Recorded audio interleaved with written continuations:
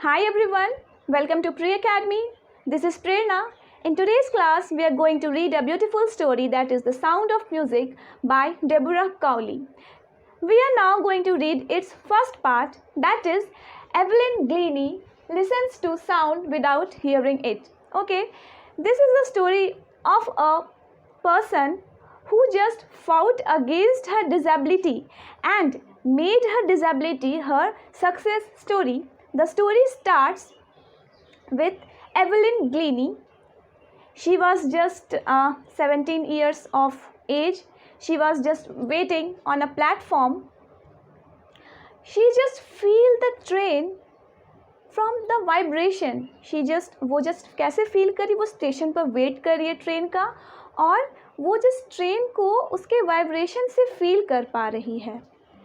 When Evelyn Glennie was 8 years, जब वो 8 साल की थी, then her mother noticed while she was waiting to play her piano, they were just calling her, but she didn't respond. उन्होंने कुछ सुना ही नहीं, वो सुन नहीं पाई. तो उनकी मदर को थोड़ा सा अजीब लगा कि she didn't hear anything. And that was the time, you know what, she just discovered that जो एवलिन ग्लेनी थी वो उसे सुनाई कम देने लगा था. उन्हें जो था वो उन्हें सुनाई कम देने लगा था.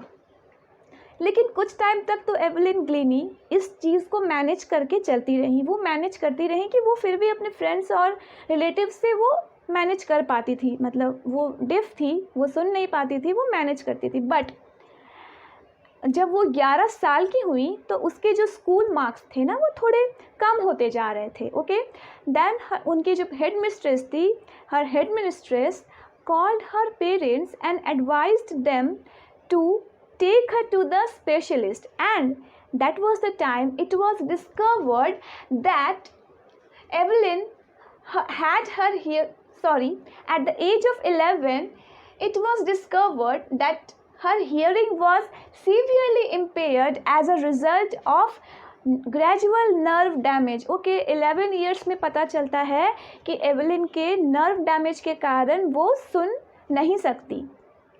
बट फिर भी एवलिन को और एक चीज़, डॉक्टर ने उन्हें हियरिंग एड एडवाइस किया कि वो जस्ट अपने ईयर्स में हियरिंग एड लगा ले तो वो ठीक वो. और उन्हें और एक चीज़ एडवाइस किया गया कि उसे डेफ बच्चों के स्कूल भेज दिया जाए. बट जो एवलिन थी, she just wanted to lead a normal life. Okay, normal life वो लीड करना चाहती थी. वन डे, एक दिन क्या होता है, एवलिन जो थी वो एक गर्ल को देखती है. वो जो गर्ल थी वो जाइलोफोन बजा रही थी. तो एवलिन उनका भी मन करने लगा कि काश वो भी जाइलोफोन बजा पाती, क्योंकि एवलिन को म्यूज़िक में कुछ ज़्यादा ही इंटरेस्ट था और उन्होंने ठान लिया था कि उन्हें म्यूज़िक में ही आगे बढ़ना है.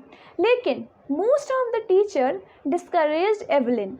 उनके जो बहुत टीचर्स जो थे, कुछ टीचर्स जो थे एवलिन को बहुत ज़्यादा डिस्करेज करते थे कि तुम तो सुन नहीं सकती, how can you play, how could you play a xylophone और how could you play a musical instrument. But उनके जो परक्यूशनिस्ट थे, यानी कि उनके जो तबला टीचर थे या फिर ड्रम टीचर आप जो कहिए, रॉन फॉब्स, ओके, स्पॉटेड हर पोटेंशियल. जो रॉन फॉब्स थे ना, उन्होंने एवलिन की पोटेंशियल को स्पॉट किया. ओके, उन्होंने ही ढूंढा कि एवलिन में कुछ तो बात है, कुछ एक्स्ट्रा ऑर्डिनरी है एवलिन में, या फिर एवलिन में कुछ ऐसा तो टैलेंट है. ओके, उन्होंने ना वो एक ड्रम लेकर के आया उन्होंने, और उन्होंने एवलिन को कहा कि feel the music. Okay, if you are unable to hear the music, you just feel it in your body. Okay, वो कहते हैं कि म्यूज़िक को आप अपनी बॉडी में फील कीजिए.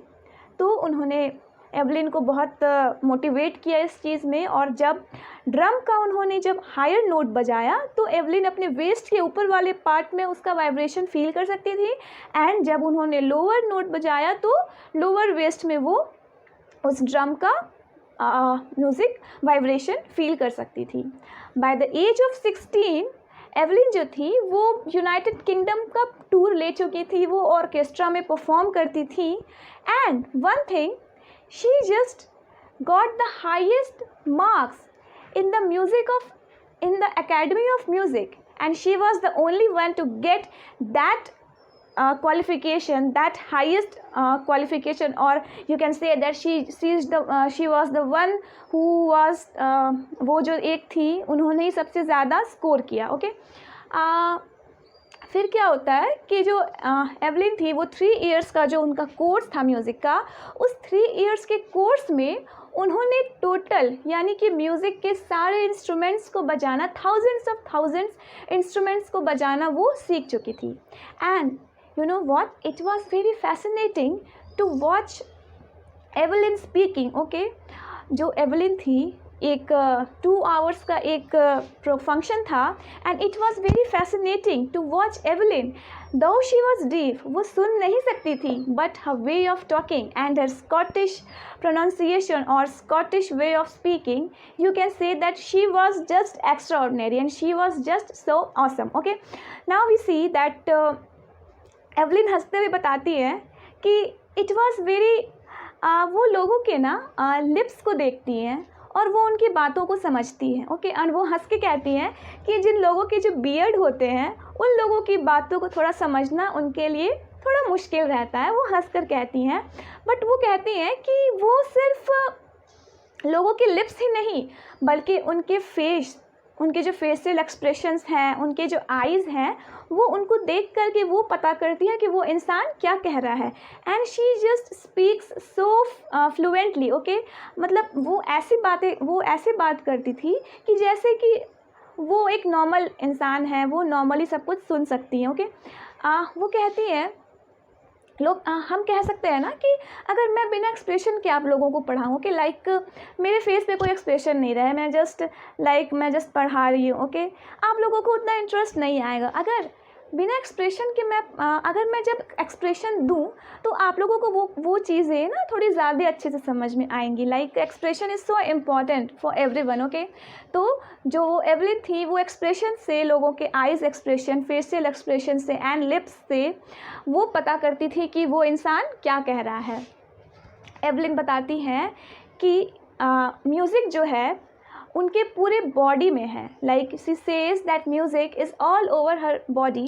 She can feel the music in her cheekbone, in her skin, in her hair. मतलब वो म्यूज़िक को अपने बॉडी के ईच एंड एवरी पार्ट पे फील कर सकती थी. लाइक वो उनका चीक बोन हो या फिर स्किन हो या फिर हेयर हो, वो म्यूज़िक को उनके हर एक बॉडी पार्ट पे फील कर सकती थी. And that was so interesting. Evelyn जो है वो मेहनत करने पे बिलीव करती थी. वो कहती हैं if you work hard and you know what you want then you can achieve it. Okay, like अगर हम किसी चीज़ को बहुत चाहते हैं और हम बहुत हार्ड वर्क करते हैं तो लास्ट में वो चीज़ें हमें मिल जाती हैं. That's a matter of time. वो जल्दी नहीं मिलती हैं, बट या वो चीज़ें हमें एक टाइम के बाद हम जब मेहनत करते हैं तो वो चीज़ हम हासिल कर लेते हैं. तो एवलिन इस चीज़ में बहुत बिलीव करती थी कि वर्क हार्ड. ओके, वो हार्ड वर्क में बहुत ज़्यादा बिलीव करती थी और वो बहुत एक वर्कaholic टाइप की इंसान थी. लाइक उनके लिए काम ही सब कुछ था, उनके लिए म्यूज़िक ही सब कुछ था, उनके लिए मेहनत करना ही सब कुछ था. वो लोगों को बहुत ज़्यादा ही इंस्पायर करती थी. और 1991 में एवलिन को she was just presented the royal Philharmonic society की तरफ से prestigious soloist of the year का अवार्ड उन्हें मिला था. लाइक वो जो एवलिन थी उन्हें सोलोइस्ट ऑफ द ईयर का अवार्ड मिला था. एक परक्यूशनिस्ट है जेम्स ब्लेड, वो कहते हैं God may have taken her hearing power but He has given her something extraordinary. वो कहते हैं कि what she feels we are not able to feel it. वो कहते हैं कि गॉड ने भले ही एवलिन की हियरिंग पावर्स को छीन लिया हो, बट उसे कुछ एक्स्ट्रा ऑर्डिनरी गिफ्ट किया है गॉड ने. लाइक गॉड ने उन्हें बहुत कुछ दिया है. वो कहते हैं कि जो चीज़ें हम सुन सकते हैं एवलिन उस चीज़ों को वो फील कर सकती हैं.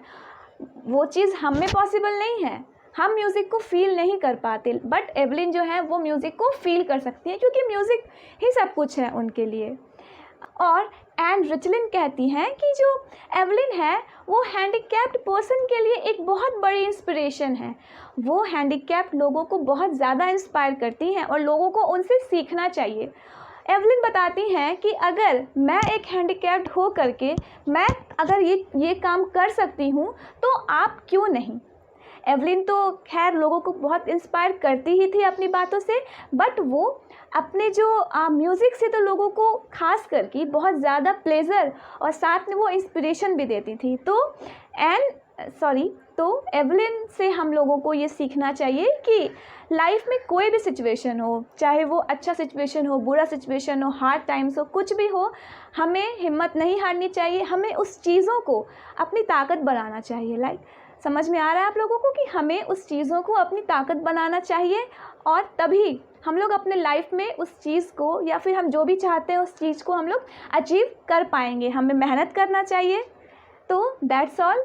होप आप लोगों को ये स्टोरी समझ में आ गई होगी। इसका नेक्स्ट पार्ट मैं दूसरे क्लास में बताऊंगी। Thank you so much for watching.